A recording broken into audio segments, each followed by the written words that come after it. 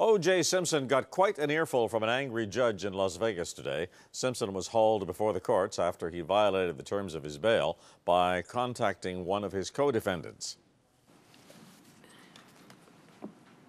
How we came to be here today, it's actually mind-boggling to this court. The furious judge doubled Simpson's bail to $250,000. She said she didn't know if he was being ignorant or just arrogant. I don't know, Mr. Simpson, what the heck you were thinking, or maybe that's just the problem. You weren't. Simpson faces trial in April, charged with armed robbery for allegedly trying to steal his own property from a dealer of sports memorabilia.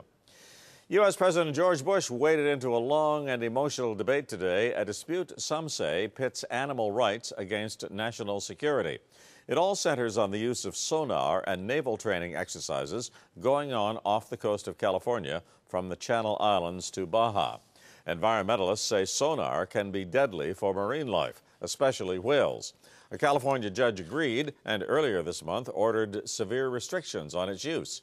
Today, the president made it clear which side he's on. CTV's Los Angeles bureau chief Tom Walters reports. As he tours the Middle East, President Bush has done more than wave a sword. He has waived a court order. This is an administration that really holds itself above the law. Bush has given a free hand to the U.S. Navy in training exercises off California, throwing out a court ruling that set limits. At issue, so-called mid-frequency active sonar, used to detect submarines. Whale researchers in Washington state got an earful of it 5 years ago. A noise that was not just irritating, but louder than a jet engine. So loud that divers with an underwater camera picked up the sound near Victoria. But this is nuts, man. This is nuts. Whales, which depend on their own sonar, were clearly distressed.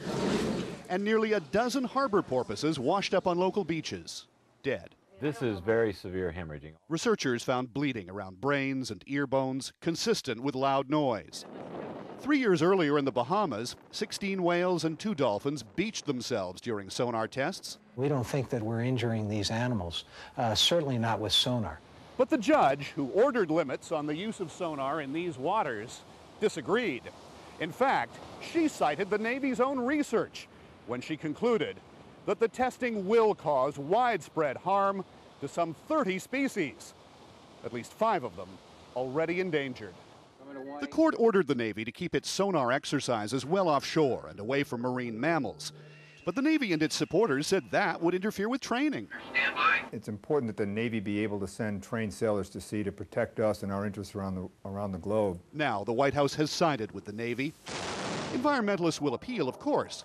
But so far, even winning in court has not been enough if the president wants the case closed. Tom Walters, CTV News, Los Angeles.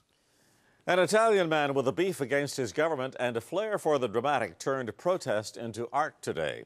He dumped an estimated 500,000 colored plastic balls down Rome's famous Spanish steps. He said he did it to draw attention to Italy's many problems, including the garbage strike in Naples. When we return, a courageous comeback. A heart-stopping accident won't stop these 2 Canadian champions from pursuing their Olympic dream. Countdown to 2010 next on CTV National News.